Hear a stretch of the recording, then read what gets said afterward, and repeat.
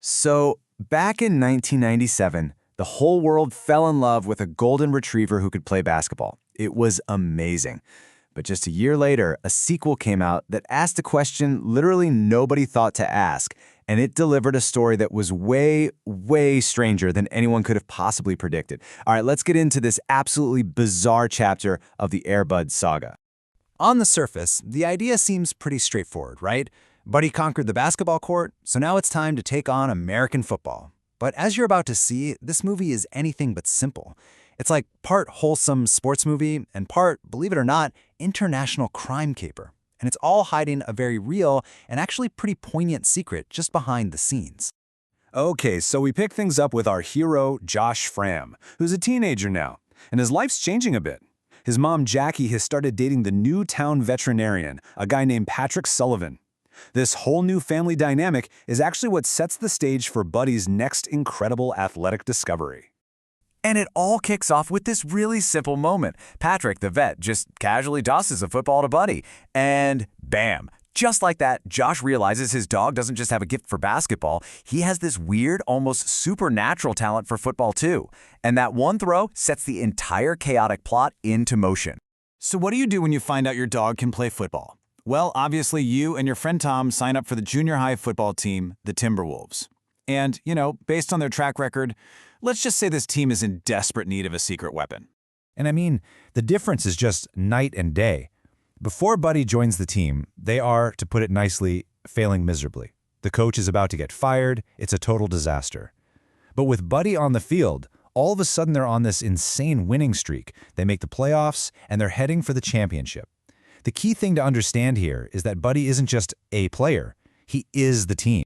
And right when you're settling in for a nice, heartwarming sports story, the movie takes one of the sharpest, most bizarre left turns in the history of cinema. Seriously, forget about the championship game for a minute, because we're about to dive into the world of international espionage. Kinda.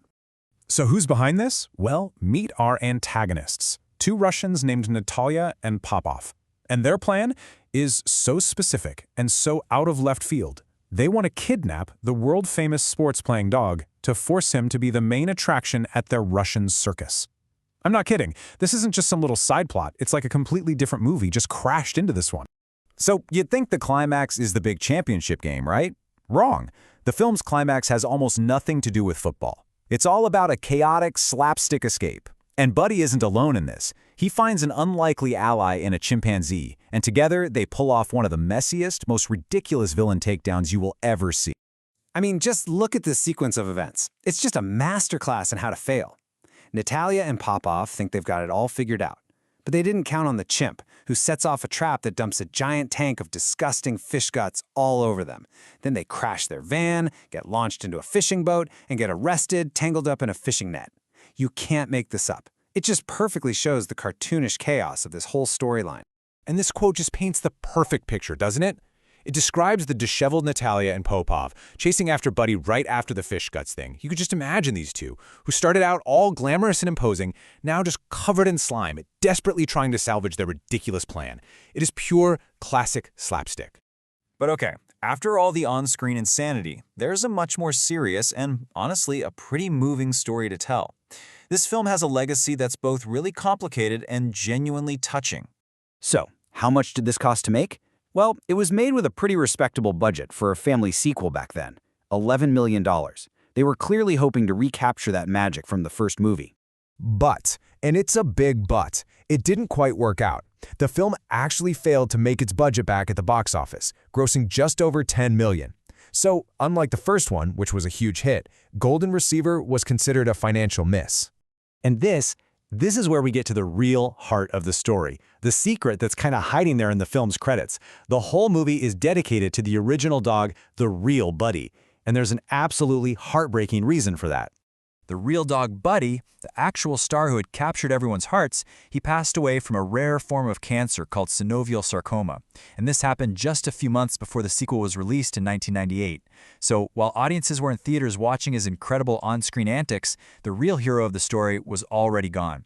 It really cast the entire film in a completely different, very bittersweet light. So when you actually look at the timeline, you see just how compressed all these events were. The original's massive success, Buddy's tragic passing, and the sequel's release, it all happened in the span of about a year. And unbelievably, after all this time, the franchise is actually set to return to theaters in 2026 with Air Bud Returns. It just goes to show you the lasting legacy of this amazing animal. So what a story, right? It's a franchise that's given us amazing sports moments, international crime, and a genuinely moving backstory. And it really leaves you with just one final lingering question. With a new movie on the horizon, what sport is possibly left for a dog to master? Soccer? Volleyball? I mean, the possibilities, it seems, are absolutely endless.